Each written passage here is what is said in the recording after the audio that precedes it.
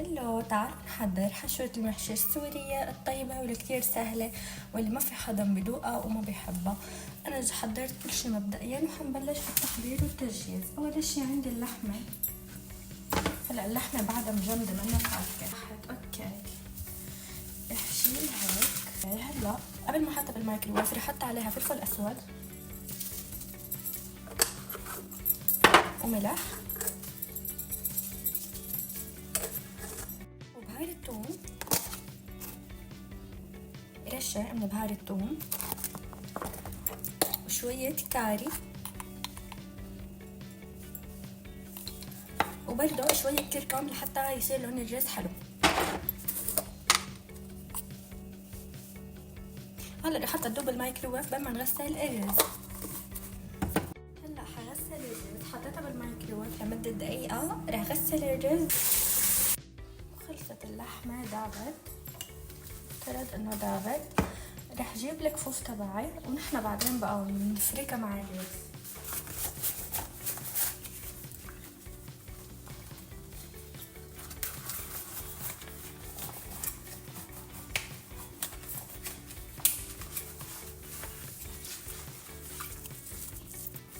حتى نخليها تفك شوي عن حالها.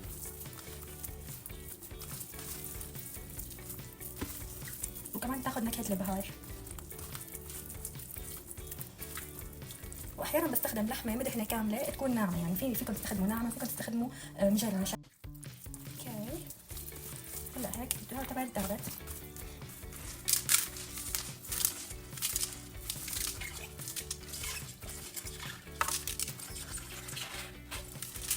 اوكي هلا رح احركه هذا الرز كثير منيح مع اللحمه ورح نكمل تحضير، بس حاسه انه بدي اكبر من هذا الصحن.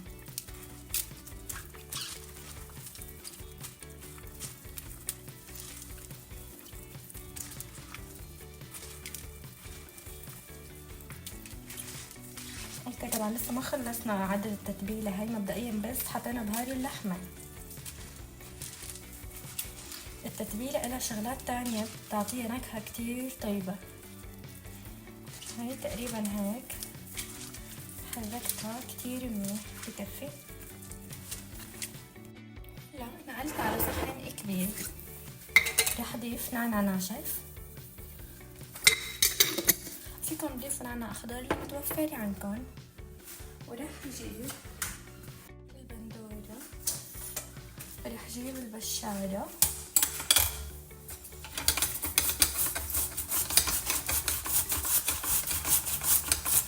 ورح ابشرها بشر.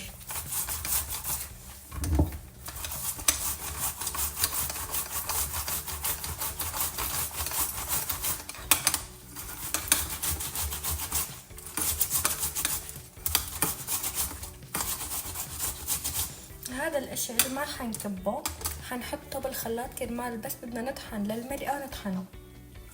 رح ارجع اجيب بندورة تكون قاسية شوي، يعني خضرة شوي ما مستوية، كرمال تضل قطع هيك تضل واضحة بالرز، عرفتوا؟ اوكي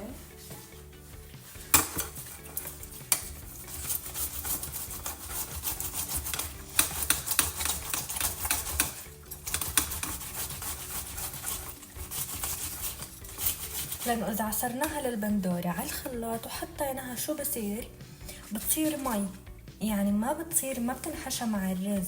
اما بهاي الطريقة بشر بتنحشى مع الرز، بتعطي نكهة اقوى. عرفتوا؟ نحن بالعادة في ناس بتعملها كيف؟ بتطحنها على الخلاط مع فلافلة وبتحطها مطحونة طحن، فهي بتضل مرقة وما بتطلع بالرز بالحشوة. فجربوا هاي الطريقة كتير طيبة، بيطلع طعم الخضار اطيب بكتير.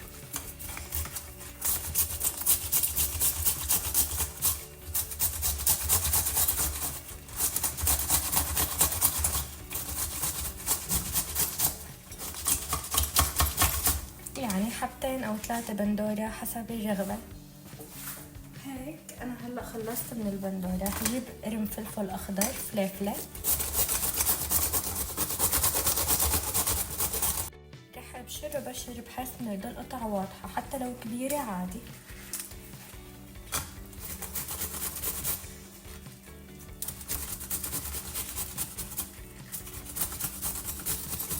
لأنه الفلفل طيب يكون واضح بالأكل. طبعا هاي الطريقة بالتفصيل كرمال الريل اللي نزلت لكم اياه على الشورتس منه واضح كتير، فلاقي قلت لحالي بعملكم بنزلكم الطريقة هيك تكون واضحة أكتر.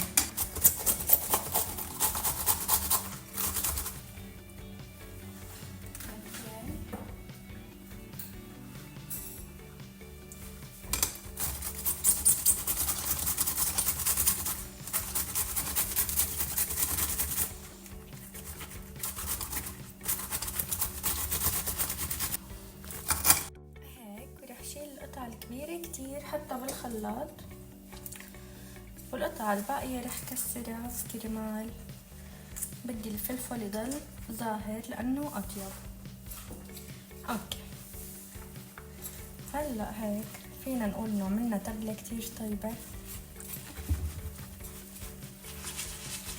نحركهم مع بعض. شوفوا البندورة جامدة بتنحشى بالمحشي، طعمتها بتطلع.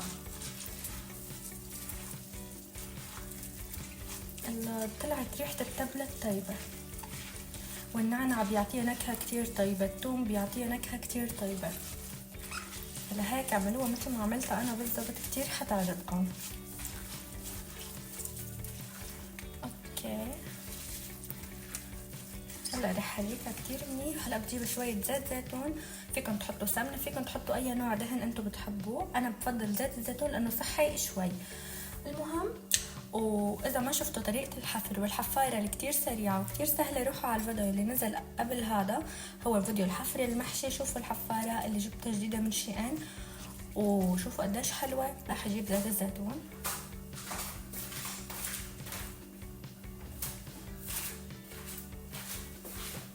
وراح احط مقدار معلقتين او 3 كبار. وهلا بدي حركهم مع بعض وجيب وبلش حشي المحشي. السلطات هون رح بلش حشي الباذنجان لأن بدي احطه بالسفل. اوكي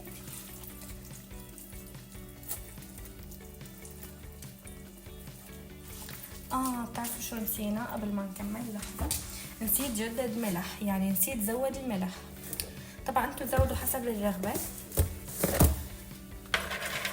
بس انا ما حطيت ملح اعتبر، فلهيك حضيف ملح هلا وحركها وبعدين كمل حشي.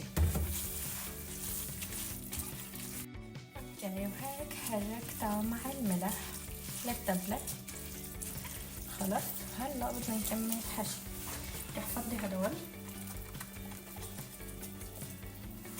حركهم مع التبلة هيك.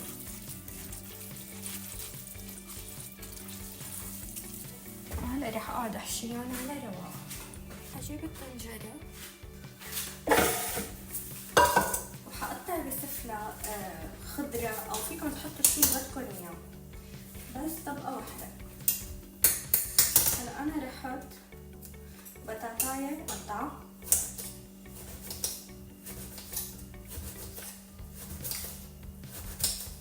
كرمال ما بدي الباذنجان او المحشي الاساسي يلزق، فبحط طبقة بالسفل.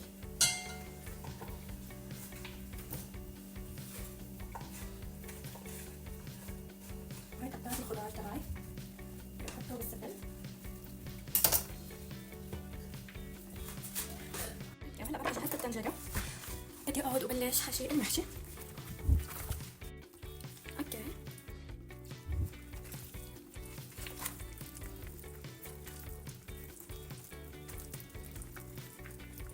رح خليها فاضية شوي مثل هيك، تقريبا سنتي واحد.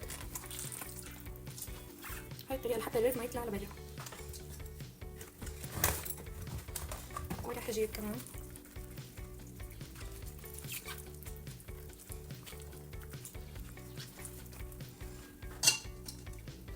هاي، رح سكرها بقطعة باذنجان. جبت هيك باذنجانات رح اقطع منها دوائر لأن هيدا ما كبير فممكن إنه يطلع الرز منه، فبسكرها هيك هاي الطريقة كرمال ما يطلع الرز منه.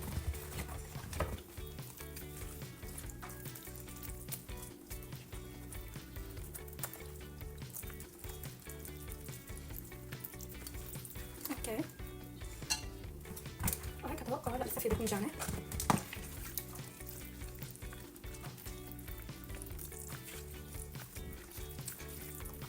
اوكي سكرتها لهديك. هلا رح بلش بحشي الكوسة.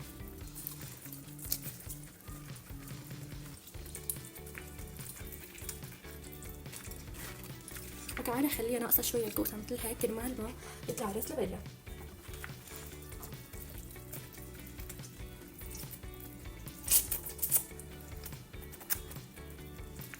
نحاول نحشيها من كل شيء موجود بالصحن مو بس رز كرمال كل النكهات تكون قوية.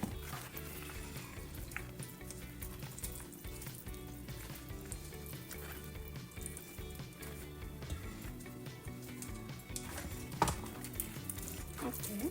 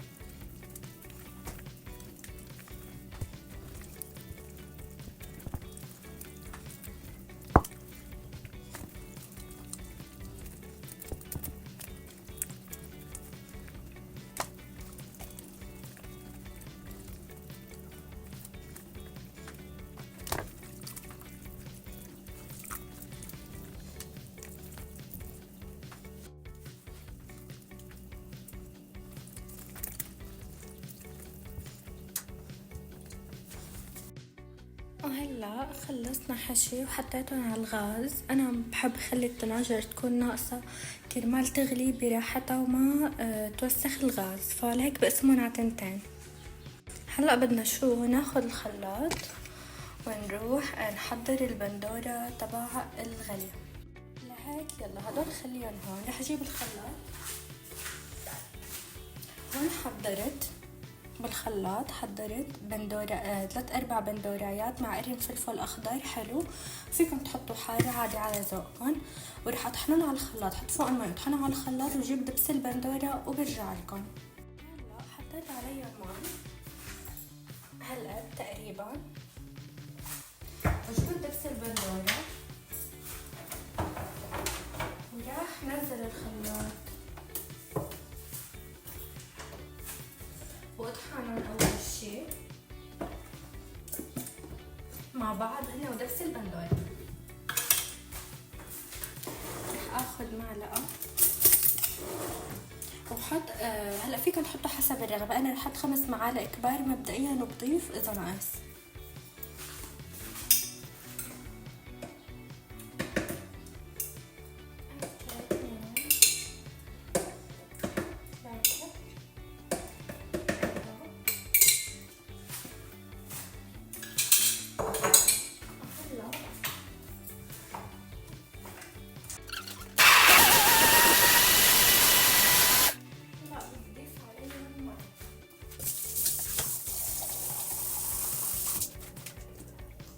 وقعت مي كتير ما رح اضيف المي الباقي، رح اضيفه بالطنجرة ما حكتر.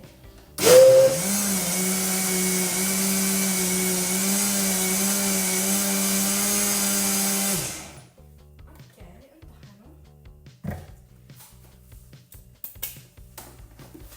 رح نرجعها لمطرحها.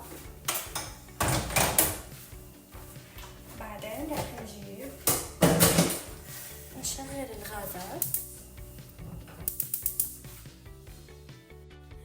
شغلت الغاز على الطنجرتين. رح اضيف شوي هون وشوي هون من الخليط هذا. الباقي رح نضيفه مي. تمام هيك. رح اضيف فوقهم نعناع ناشف معلقة بمعلقة، وكمان بهار الثوم نص معلقة صغيرة بنص معلقة صغيرة. وفيكم تحطوا توم. هلا انا رح احط توم يعني توم مو بهار توم. ليش؟ لانه طعمته كتير طيبة التوم بالاكل، باكلات البندورة المحاشية. وهلا عم قشر كم سنة توم، وما في داعي للتقشير. هلا بدكم كيف رح اجيب مثل هيك 4 اسنان توم او 5. انتو فيكم تضيفوا يعني كل شي عم نحطه فيكم تضيفوه حسب الرغبة. رح احط اسنان الثوم بهاي الطريقة عادي بقشرتهم. رح افتحهم وحطهم. تمام هو مشان تطلع النكهة يعني نفتحهم، ما رح نخلي قشر كتير. شوفوا بس قشرتها. هلا رح احط كمان بهاي الطنجرة هيك كمان سنة، يعني هيك صفت بكل طنجرة 3 اسنان توم مع رشة البهار توم البهار. فيعني هيك طعمته تمام. اوكي هلا رح احط الملح. شوفوا بلشت تغلي البندورة هون. ملح كمان بتضيفوه حسب الرغبة.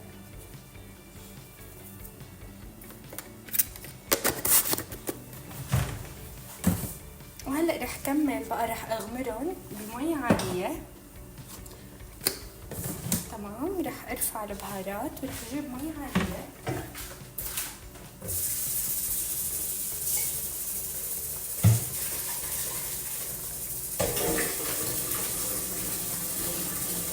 انا بستنعجل على نص النار.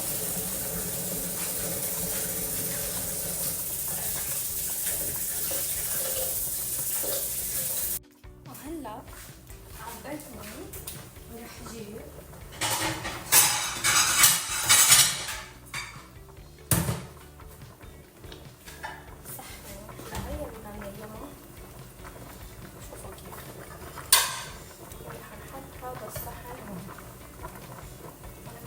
فيه مع بعض.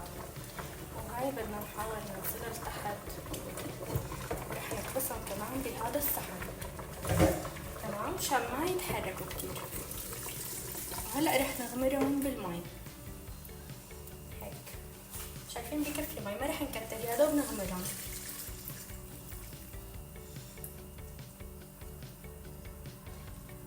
طبعا اللي بتستخدم طناجر كبيرة وعندها طنجرة كبيرة فيها تحطهم بطنجرة واحدة وخلاص. انا اشوفه يعني مشان ما يغلوا ويكبكبوا على الغاز بخليهم هيك بطريقة انه هن ناقصين وتمام. فهلا بيغلوا من غير ما يكبكبوا ويوسخوا كذا. اوكي هلا رح اجيب هيك علبتين مي. رح اعبي علبتين بقلبهم مي ومثل يعني تقالة. تمام هو في تقالة تجي شو بيقولوا عنها، لحظة خليني اتذكر. هيك كنا نستخدمها بسوريا بس ما عندي منها هون، فما عندي منها بالاردن، فرح استخدم هاي الطريقة. اسمها هي بتجي مثل هيك فخارة، مثل فخار ولا هيك بتنحط فوق المحشي. كتير كويسة بس انه رح استخدم مثل هيك لانه معها. هلا رح اعبيهم هون. رح خلي النار قوية على المحشي.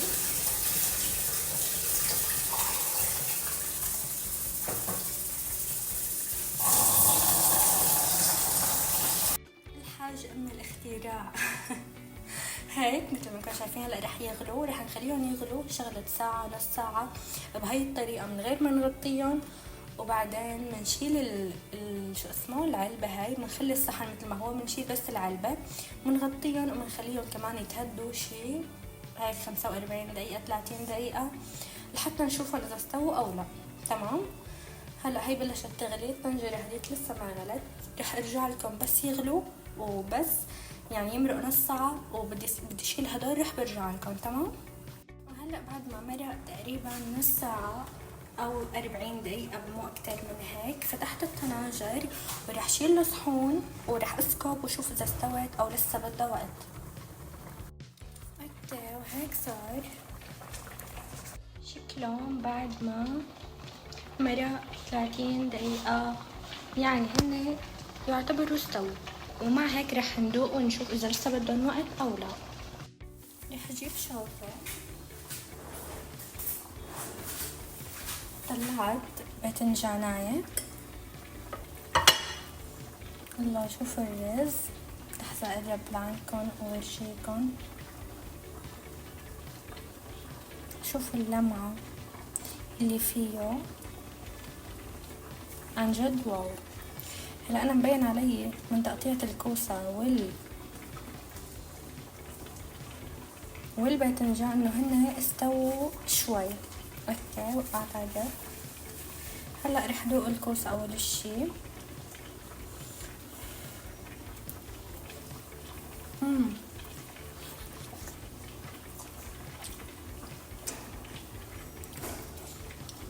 بتشهي يا الله. ما بتصدق قديش طيبة، كتير طيبة. هلا الباذنجان لسه بده شوية وقت حسب ما مبين معي، لهيك راح دوق هلا ونقرر اذا بده وقت او لا.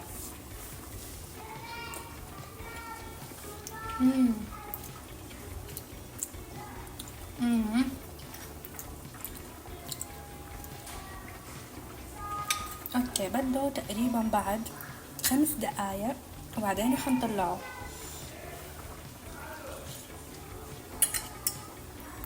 صراحة بشهي، اكيد جربوها واعطوني رأيكم صبايا. كتير طيبة، خلوها تستوي. شوفوا الملح، اذا بعد بدنا ملح حطوا لها ملح. سكتان شوفوا رح نحطهم على جنب. الريحة المنظر كله بشكل عن جد. ورح دوق البندورة.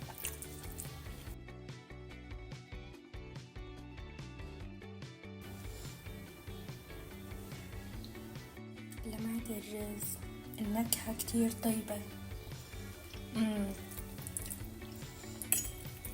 عن جد بشهي. اوكي.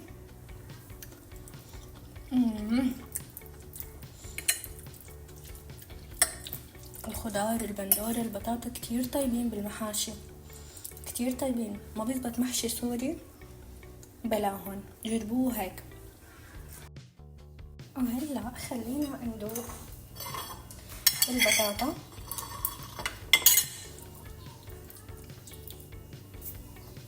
والفلفل. اوكي نقرب هذا لهون. ماما تعملي كمان؟ لا. شو بدك لك؟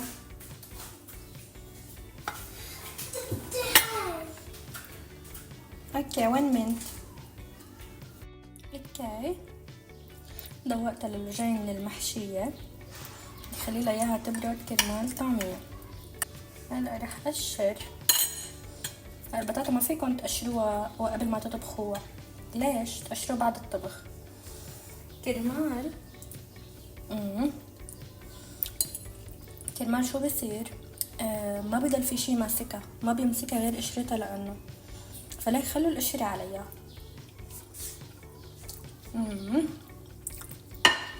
الله،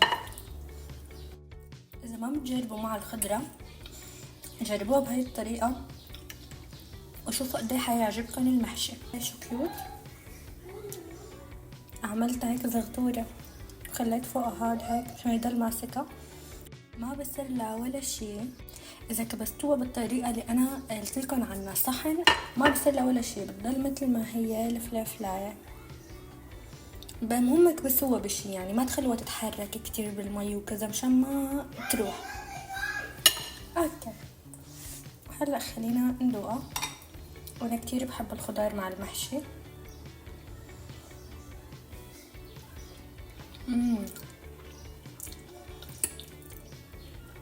دايبة ذوبان،